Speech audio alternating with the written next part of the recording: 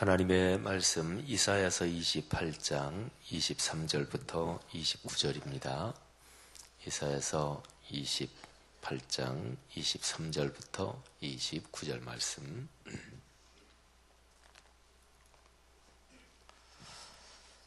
다 같이 봉독하지요. 너희는 귀를 기울여 내 목소리를 들으라. 자세히 내 말을 들으라.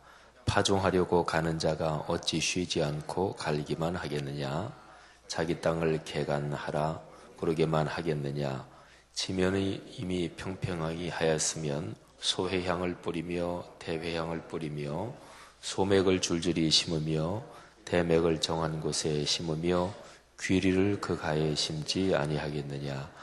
이는 그의 하나님이 그에게 적당한 방법을 보이사 가르치셨음이며 소회향은 도리깨로 떨지 아니하며 대회향에는 수레바퀴를 굴리지 아니하고 소회향은 작대기로 떨고 대회향은 막대기로 떨며 곡식은 부수는가 아니라 늘 떨기만 하지 아니하고 그것에 수레바퀴를 굴리고 그것을 말굽으로 밟게 할지라도 부수지는 아니하나니 이도 만군의 여호와께로부터 난 것이라.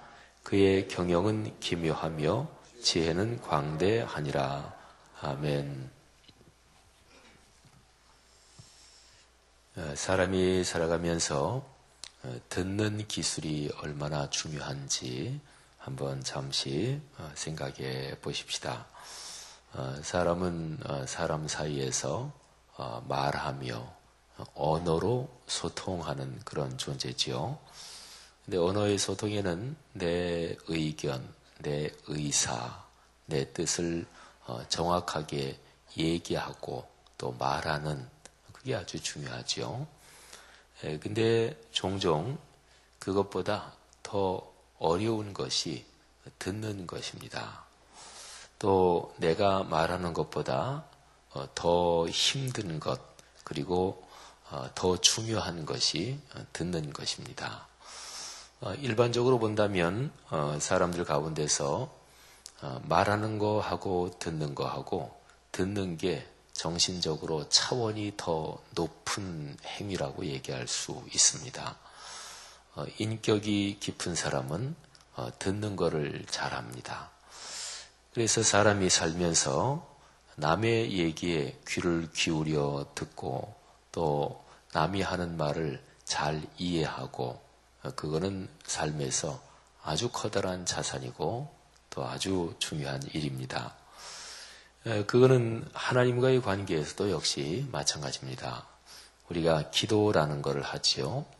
근데 기도할 때 우리는 보통 기도 그러면 하나님께 말씀드린다. 이게 얼른 떠오르지요. 근데 정확하게 말하면 기도는 두 가지로 구성이 되어 있습니다. 내가 하나님께 말씀드리는 것.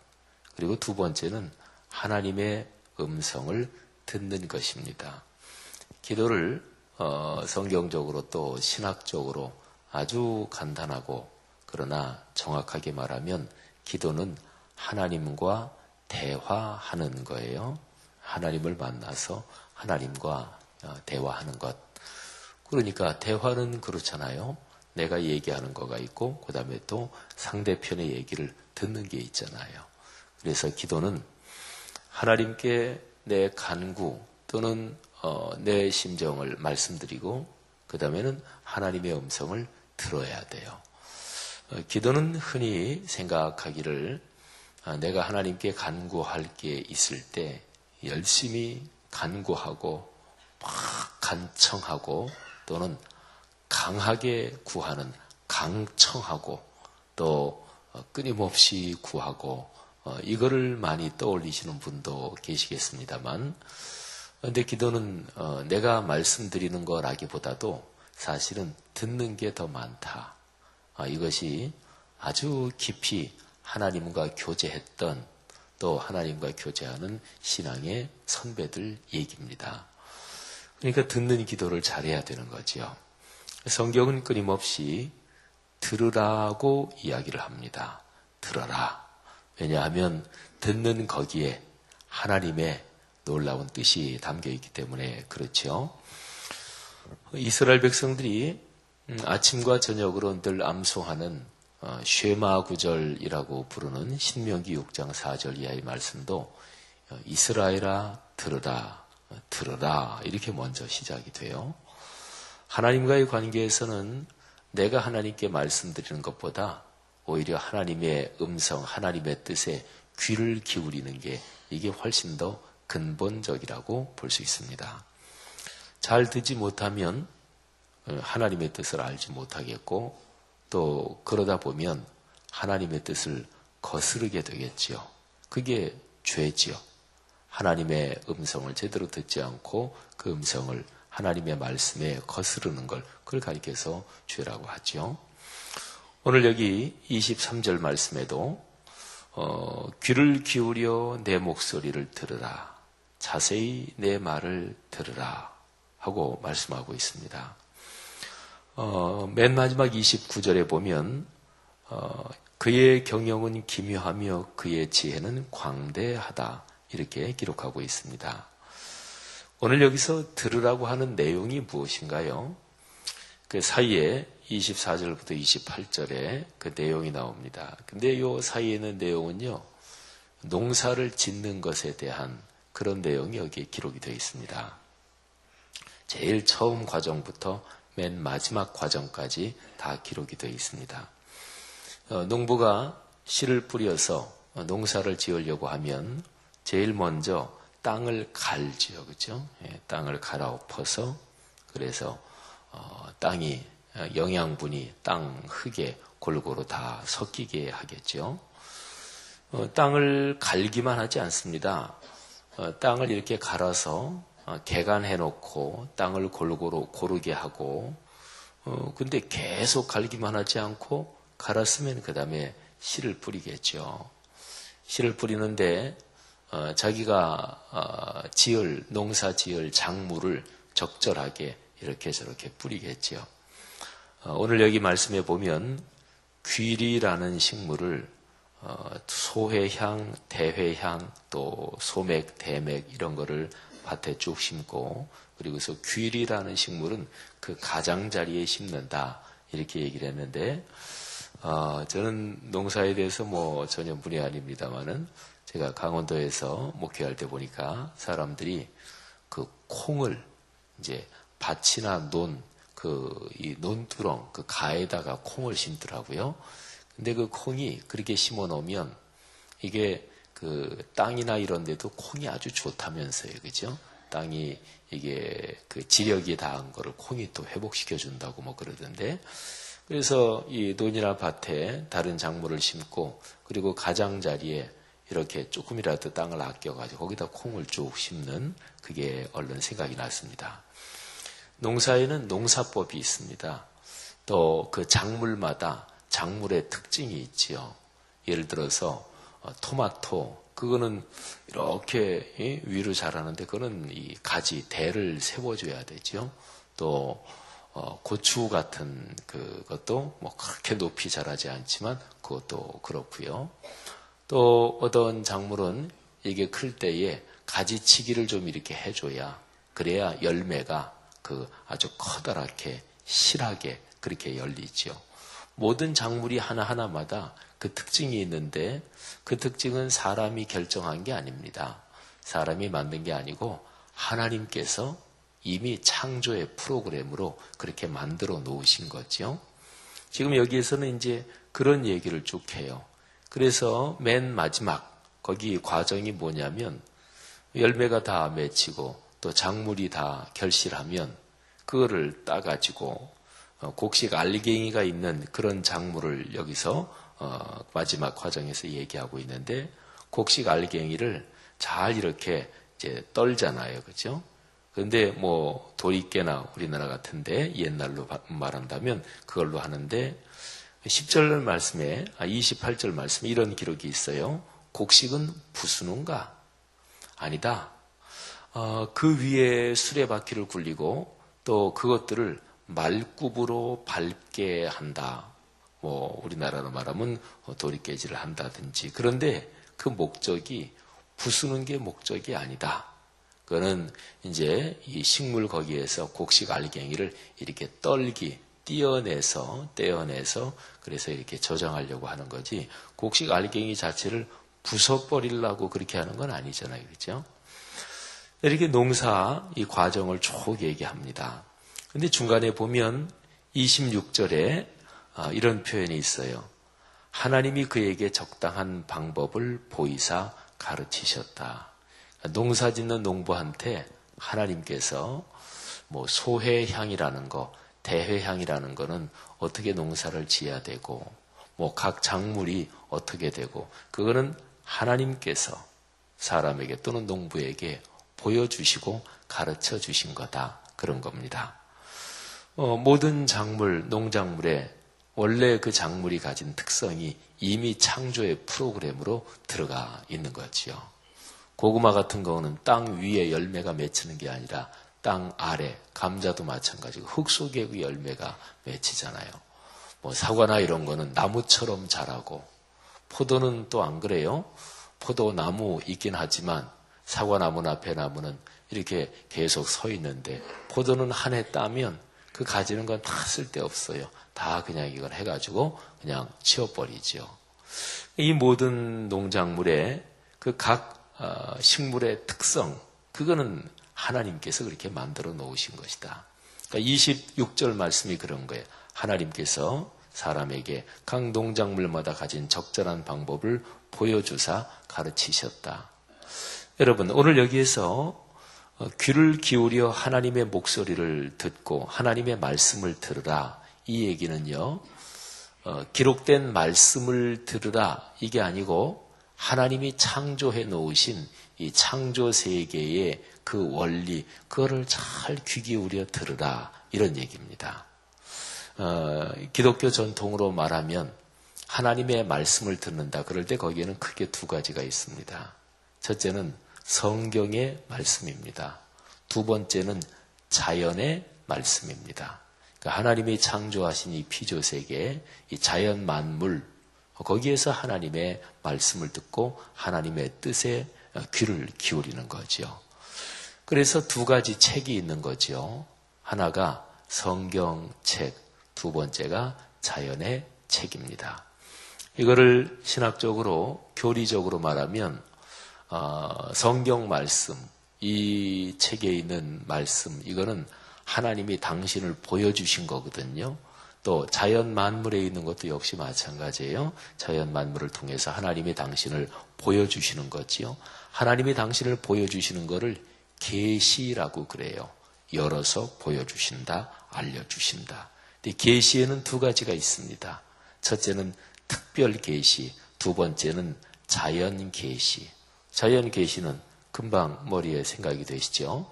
하나님이 창조하신 이 자연 만물을 통해서, 피조 세계를 통해서, 존재하는 모든 것을 통해서 하나님의 뜻을 우리가 깨닫게 되는 거, 이게 자연 계시예요.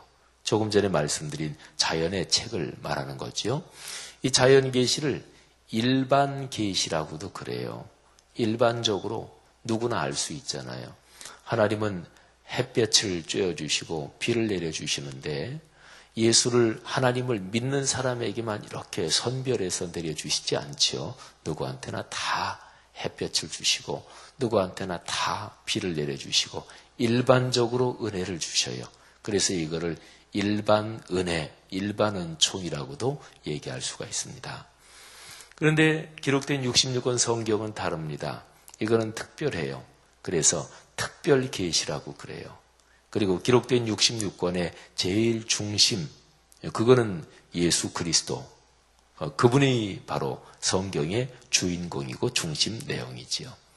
예수님은 하나님 자신이신데 사람 몸을 입고 이 땅에 내려오셨지요.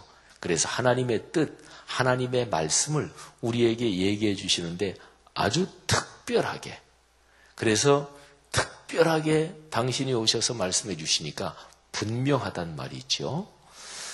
그래서 하나님이 당신을 우리에게 알려주시고 당신 뜻을 가르쳐 주시는 것에는 이 두 가지가 있어요. 특별 계시, 일반 계시. 특별 계시는 66권 성경에 기록된 이 내용을 말해요. 일반 계시는 이 자연 만물, 존재하는 모든 것을 잘 관찰하면 거기에서 하나님의 뜻을 발견할 수가 있습니다. 근데 둘 중에서 분명하고 명백하고 뚜렷한 것은 그는 66권 성경이 뚜렷하죠. 그래서 성경 말씀에는 구원의 길이 아주 명백하게 있는 것입니다. 여러분, 그래서 하나님의 말씀을 들을 때 우리는 두 가지 말씀을 다 들어야 돼요.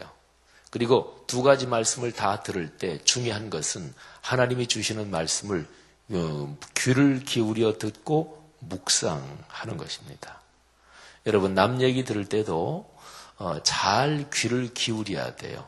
다른 사람 얘기하는데 허투루 들으면 그 사람이 하는 얘기의 뜻을 곡해하고 오해할 수가 있습니다. 사람의 싸움이나 사람 사이의 갈등은 굉장히 많은 경우에 실제로는 그렇지 않은데 이게 오해에서 일어나는 경우가 사실은 굉장히 많습니다. 그러니까 보통 사람 사이에서도 남의 얘기에 귀를 기울여야 돼요. 그리고 그 사람의 얘기를 잘 이해해야 됩니다. 그 사람이 입에서 나오는 이 발성, 입에서 나오는 그것만이 아니라 그 사람의 마음을 읽도록 마음이 뭘 얘기하고자 하는지 그걸 듣도록 귀를 기울여야 돼요. 그래야 이게 오해가 없죠. 하나님의 말씀도 마찬가지예요. 특별 계시인 성경 말씀, 이거를 글자로만 겉으로 그냥 읽는 게 아니라 말씀을 묵상하잖아요. 그죠?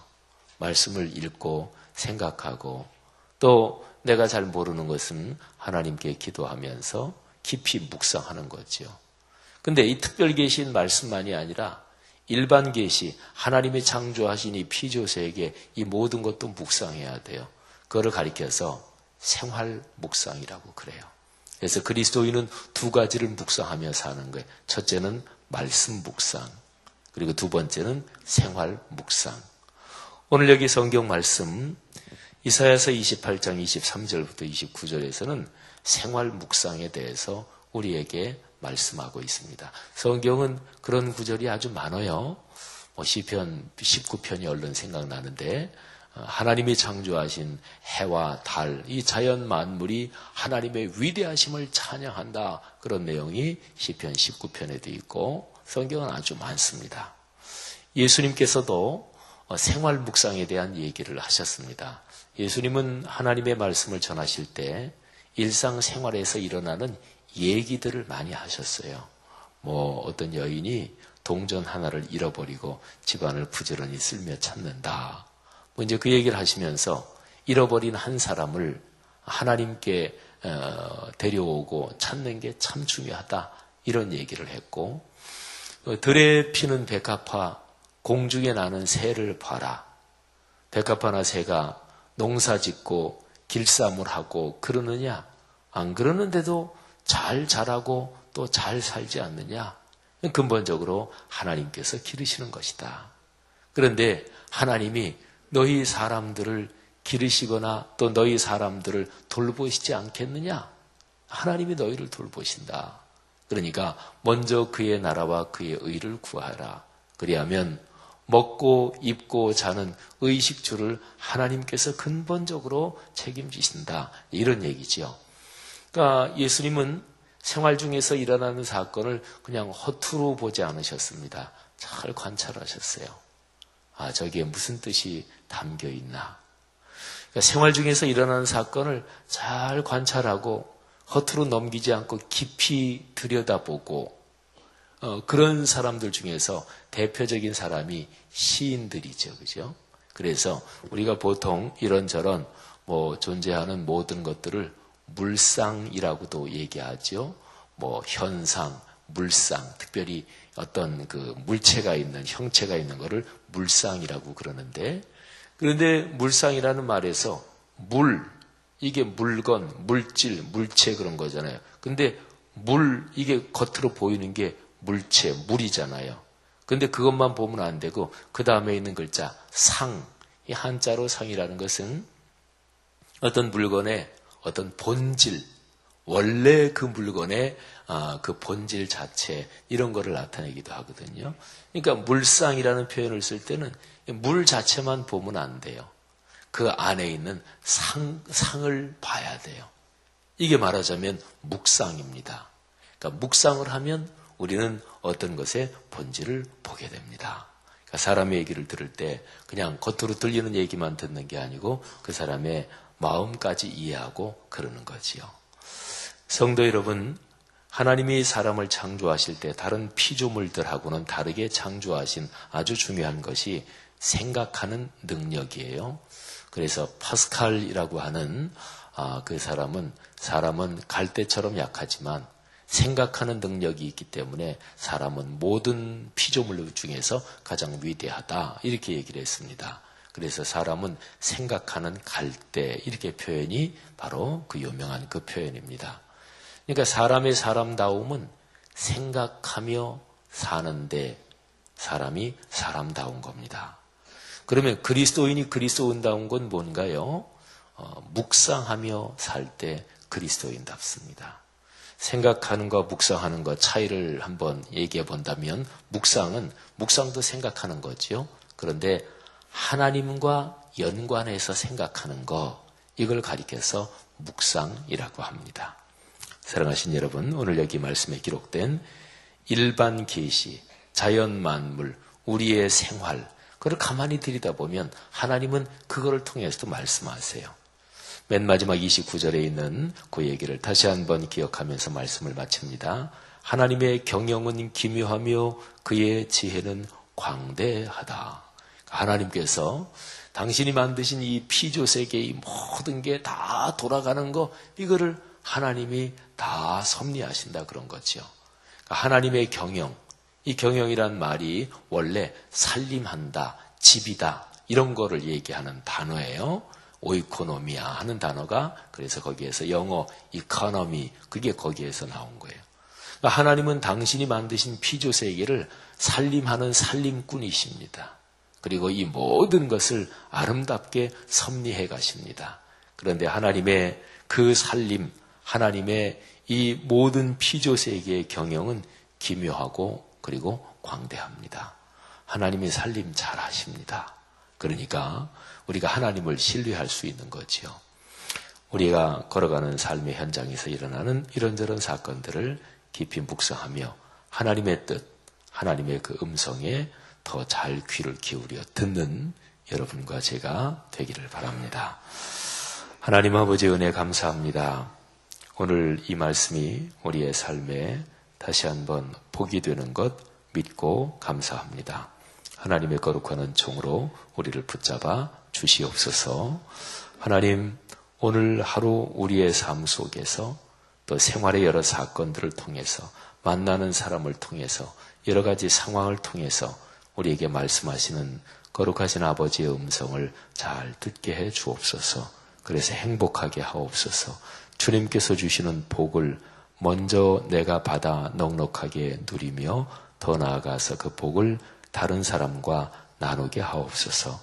어떤 사람을 만나든지 오늘 하루 만나는 사람을 선의와 호의를 가지고 대하게 하시고 내가 그 사람 만난 것 때문에 그분이 복되게 하옵소서.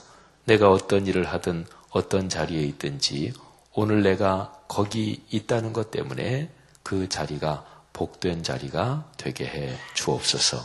그래서 우리 하나님을 아버지라고 믿는 그리스도인들이 오늘도 우리 사회 각 분야에서 장사도 하고 직장생활도 하고 사람도 만나고 이런저런 일을 처리할 때 하나님의 자녀들 때문에 우리 사는 삶이 이 사회가 좀 더 아름다워지게 축복해 주시옵소서.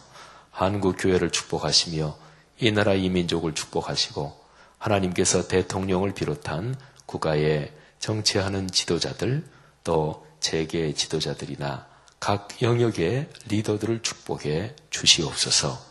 예수 그리스도 이름으로 축복하며 기도 올립니다. 아멘.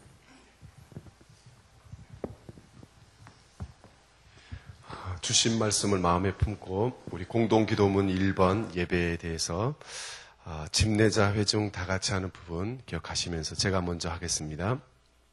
우리 예배를 받기에 홀로 합당하신 창조주 하나님, 말씀 삶 공동체가 주님을 예배할 때마다 영광을 받으시고 삼위일체 하나님의 임재와 현존으로 응답하옵소서.